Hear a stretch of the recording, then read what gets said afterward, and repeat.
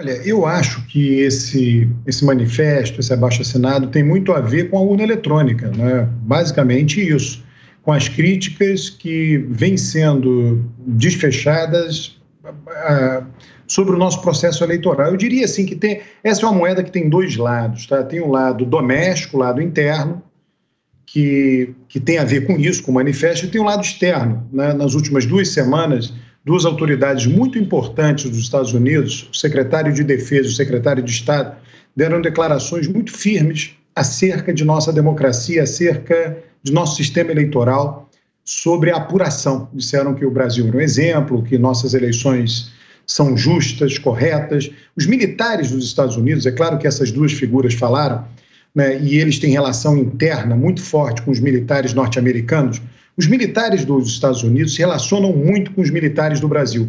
Existem muitas missões de militares brasileiros para os Estados Unidos, para treinamento, intercâmbio, enfim, e até, né, depois de feito treinamento, intercâmbio, turismo com os militares. Eles têm, né, vantagens em entrando em alguns parques temáticos, como SeaWorld, coisas assim. Então, os militares brasileiros são próximos dos militares americanos, né? E quando alguém do Departamento de Estado e do Departamento de Defesa dos Estados Unidos fala sobre o nosso processo eleitoral e sobre a força e a lisura de nosso processo eleitoral, no fundo, eles estão falando para os militares brasileiros. Estão dizendo, comportem-se, eu não quero confusão aqui no meu quintal, né? E aí, internamente, você tem o paralelo a isso, né? O paralelo a isso é dizer, olha, as urnas aqui, elas funcionam perfeitamente. É interessante, tá, que esse discurso de que a eleição pode ser fraudada, né, é um discurso que vem, né, lá dos Estados Unidos, importado de Trump,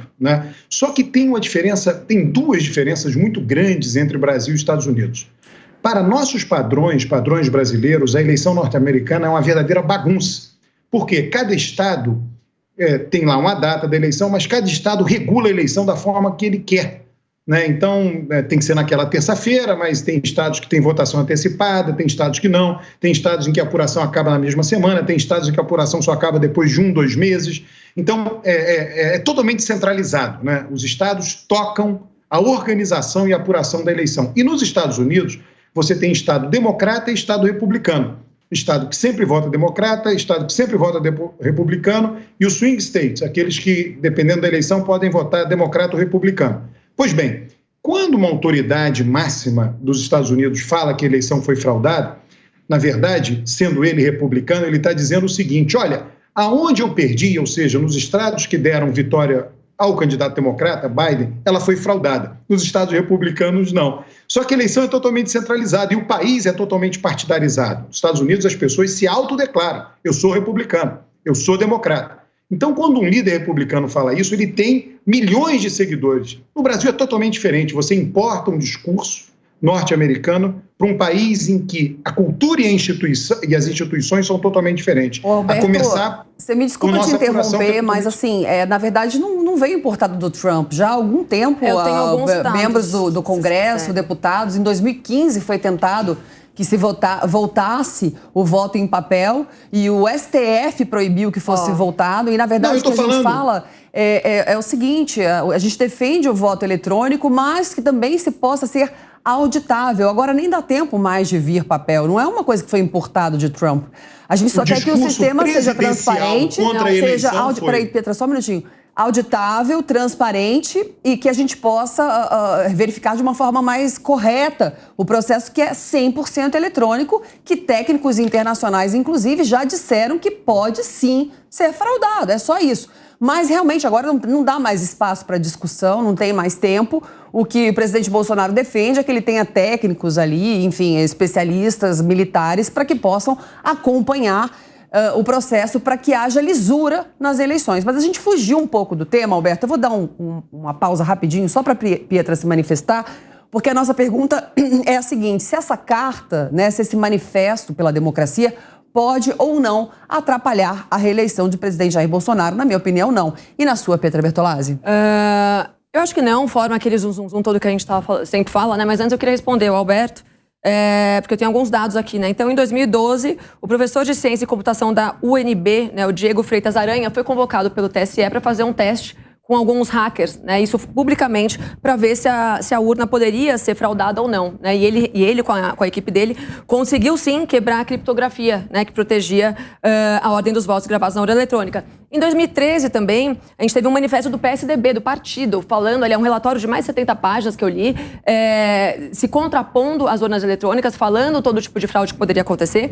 E ainda em 2013, o Senado Federal disse o site oficial do Senado disse o seguinte: a urna eletrônica tem falhas. Isso, né, segundo alguns especialistas que eles convocaram para fazer essa análise, e está escrito o seguinte no site do Senado, é só vocês colocarem lá em 2013. A urna eletrônica tem falhas que permitem ataques e manipulações de dados, disseram nesta terça-feira especialistas em segurança digital ouvidos pela Comissão de Ciência, Tecnologia, Inovação, Comunicação e Informática. Para eles, o voto impresso poderia aumentar a segurança das eleições. Isso está no site do Senado de 2013. Então, essa história de que é uma retórica trumpista do momento da direita extrema opressora e que o Bolsonaro se apropriou disso, isso não faz o menor sentido. A gente já tem um histórico muito longo de desconfiança sobre as nossas urnas. Pietra, e esse dado é de 2013, a gente tem um dado mais recente. Na reunião com os embaixadores, o presidente Jair Bolsonaro explicou e explicitou ali, mostrou um inquérito de 2018, ou seja, muito mais recente, das últimas eleições a presidente, governadores, deputados federais e estaduais, a qual ele ganhou, ou seja, ele está contestando uma eleição que ele ganhou. Porque esse inquérito diz que hackers conseguiram invadir o sistema do TSE por 7 meses, trocar votos, trocar candidatos, e ele estava expondo isso para os embaixadores como uma forma de pedido de socorro. Informação essa, inclusive, Carla, desculpa, não, que é contestada pela própria Polícia Federal. A Polícia Federal já disse que essa informação, ela não é uma informação verdadeira. E por que o inquérito está aberto até hoje, não foi concluído? Por que a Polícia Federal pediu, no mesmo dia e no dia seguinte das eleições, os logs, que são os dados que ficam ali cadastrados, os códigos de votação? 7 meses depois, eles falaram que tinham sido apagados.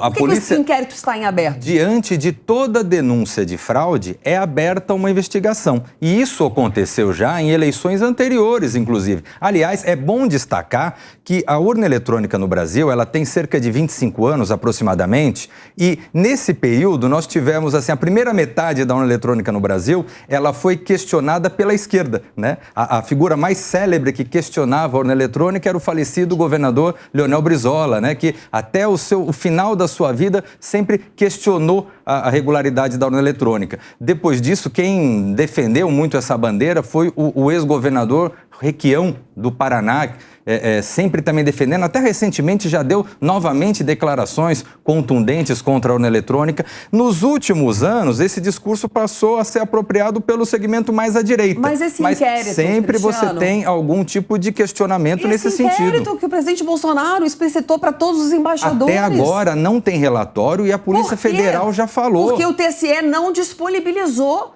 os arquivos, Cristiano. Até Por que agora, ela não disponibilizou? Cara, até agora, a Polícia Federal, mesmo que é o órgão que investiga, já falou, não existe a informação. A Polícia Federal não tem acesso, é só o TSE que tem acesso. Mas é o órgão que faz a investigação. condução. Mas como é que ele vai investigar se ele não tem acesso às informações? Hoje quem fiscaliza o BU é só o TSE. Só eles têm acesso. Eu preciso só um minutinho perguntar para o Vitor Boaventura. Vitor, por favor, querido. Carla, olha só. Eu estava aqui observando atentamente todos os comentários, mas eu não poderia deixar de iniciar minha fala sem elogiar a Pietra, que realmente fica muito bem de vermelho. Utilize mais essa cor. Combina bem. Obrigada. São teus olhos. Agora, em relação à carta especificamente, ela me parece que ela vem no momento adequado.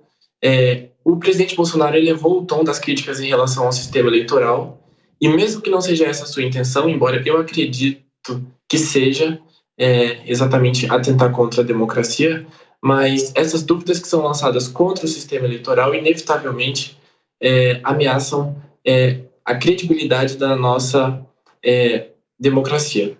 E nesse sentido, a carta é uma resposta da sociedade civil que se organiza para mostrar ao presidente, para emitir uma mensagem clara de que haverá resistência e de que existe atividade de resistência civil no Brasil, no sentido de defender não só a democracia, mas o nosso sistema eleitoral como um todo. Vitor, não há ameaça alguma. Qual que é a ameaça à democracia, Não Vitor? há ameaça alguma contra a democracia. Só há um pedido de que haja transparência, e lisura nos votos eletrônicos no processo eleitoral do Brasil. O presidente Bolsonaro é presidente há 3 anos e meio.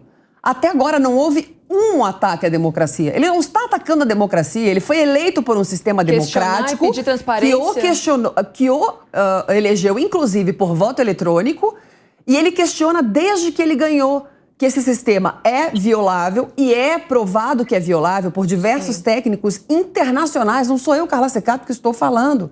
O que ele quer é que haja lisura, transparência, auditoria nesses votos. Ele não é contra o voto eletrônico, vai existir o voto eletrônico. E não vai ter golpe, ninguém aqui vai fazer golpe, não vai ter luta armada, como a esquerda e a mídia faz questão de dizer, por exemplo, 7 de setembro, cuidado. O último 7 de setembro, que tiveram as manifestações, eu moro ao lado da Paulista, foi uma paz, não teve uma ocorrência policial, uma.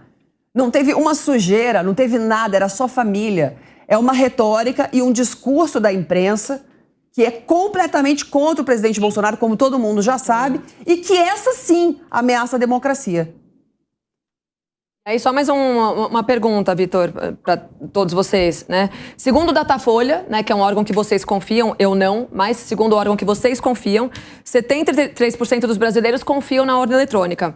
Então, né, considerando que a gente tem 217 milhões de habitantes no Brasil, eu não sou muito de exatas, né, mas acho que 27% das 59 milhões de brasileiros não confiam nas urnas eletrônicas. Então, se existem 59 milhões de brasileiros que não confiam, por que não dar um pouco mais de transparência, mais segurança, para que a gente tenha certeza que a gente está, de fato, vivendo numa democracia, que é uma coisa que vocês gostam também, mas eu não sou muito uma democrata, mas, enfim, qual é o problema de se dar uma segurança a mais para quem está votando? Esse é o ponto. Ninguém está mudando o sistema de eleição.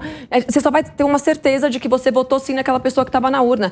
Só isso. Qual o problema de... Por que tem que ir contra isso? Gente, só o Vitor precisa concluir. Vitor, por favor. Eu estava conversando com ele. Pode falar. Ok. Olha só. O sistema eleitoral, ele é seguro. O presidente Bolsonaro, quando ele chamou os embaixadores naquela agenda impressionantemente assustadora, né? Que nem utilizou o Itamaraty que seria o veículo oficial de comunicação com as embaixadas, foi a própria presidência da República que convidou para o evento privé, né, particular do presidente Bolsonaro. Ficava claro ali, enquanto ele ia dizer, na medida em que ele ia dizendo as inverdades sobre o sistema eleitoral, o TSE ia, em tempo real, respondendo a cada uma das críticas. Então, está público, disponível todas as respostas. Não tiveram críticas. Ele só expôs um inquérito, Vitor. Isso aí é retórica da imprensa. Se deu o trabalho de pegar o que ele falou para os embaixadores, eu fiz isso. Eu li na íntegra. Não tem uma crítica. Ele só pede que possa colocar auditores junto ao processo eleitoral. Só isso. Porque dentre os pedidos que ele fez ao TSE, dos militares estarem ali, alguns dos pedidos não foram aceitos e um deles era que a inteligência tecnológica da Polícia Militar acompanhasse. Alberto, eu vou chamar o Alberto também. Se você quiser continuar conversando com o Vitor para você participar aqui da mesa, quem está no telão sempre sai em desvantagem. É verdade. Por favor, Alberto. Não, a conta da Pietra está errada porque ela calculou 73% em cima da população brasileira. O Datafolha só entrevista acima de 16 anos. Tá? Na eleição passada, no segundo turno, 115 milhões foram às urnas e 100 milhões votaram, foram voto válido, né? Em Bolsonaro e Lula. Então é importante refazer essa conta. O TSE tem lá o percentual de eleitores, a abstenção é em torno de 20%. Tudo que vocês falaram de denúncias sobre a urna eletrônica é totalmente compatível com o que eu falei. Uma coisa não entra em conflito com a outra. O que eu disse é que nós temos uma novidade. O mandatário máximo do país questionando o sistema de apuração. E essa novidade foi copiada do mandatário máximo dos Estados Unidos questionando o sistema de votação. O sistema de votação dos Estados Unidos, antes de Trump, nunca tinha sido questionado pelo presidente da República. E antes de Bolsonaro, aqui no Brasil, nunca tinha sido questionado pelo presidente da República. Isso é totalmente compatível com tudo que vocês falaram.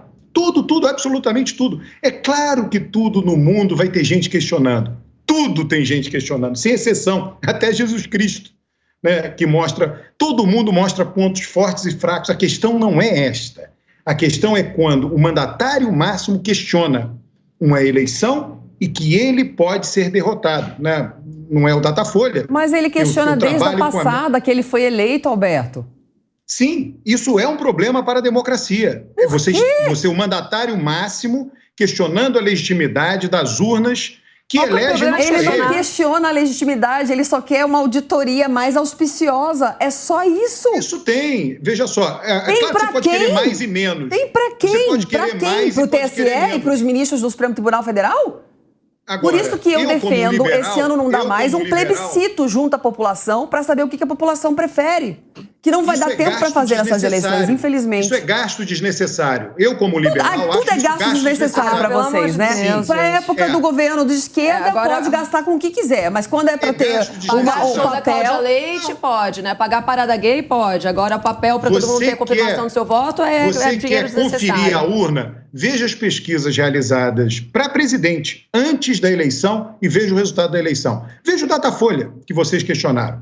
O Datafolha, veja todas as eleições presidenciais. A pesquisa do Datafolha, no dia anterior à eleição, o resultado na urna. Deu igual. Então a fraude tinha que ser combinada. Você vai falar sobre isso mesmo? Você tem certeza que você vai falar sobre isso? A fraude você lembra do Rio de Janeiro, o Wilson Witzel, que tinha 12% e ganhou com 47% as eleições? Eu falei pesquisas presidenciais. Você vai falar sobre isso mesmo? Romeu Zema, em Minas Gerais, que não ganhava e foi governador e está na frente agora para ganhar? Você ouviu eu falando pesquisas presidenciais. Você ouviu. Eu não falei pesquisas para governador. Ué, mas as pesquisas não é a mesma? Presidenciais... Não é a mesma instituto? Datafolha? Não, a pesquisa não é a mesma. A amostra é diferente. Pelo amor de Deus! As pesquisas presidenciais do Datafolha acertaram os resultados eleitorais presidenciais. Quer dizer que o Datafolha acerta para presidente, mas erra para governador? Acertaram os resultados eleitorais para presidente. Todas as pesquisas. Então, para que a urna fosse fraudada... Eu posso falar uma coisa? Sinceramente, vocês acham que o Bolsonaro está achando que ele vai perder? Eu não acho. Eu só acho que ele quer ter certeza de que ele vai ganhar.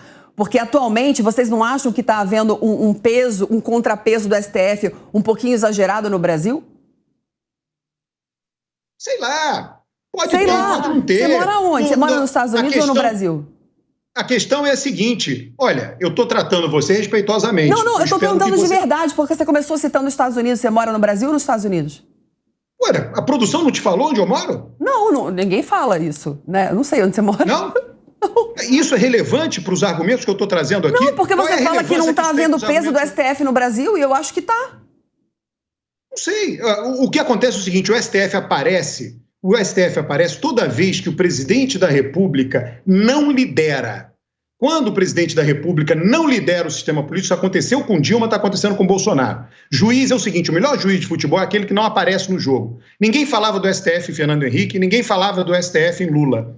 O STF começou a ser protagonista, o STF começou a ser protagonista com presidentes que não lideram o país, que não sabem para onde querem ir. Um presidente que não indicou quase nenhum ministro para o STF. Em torno dele.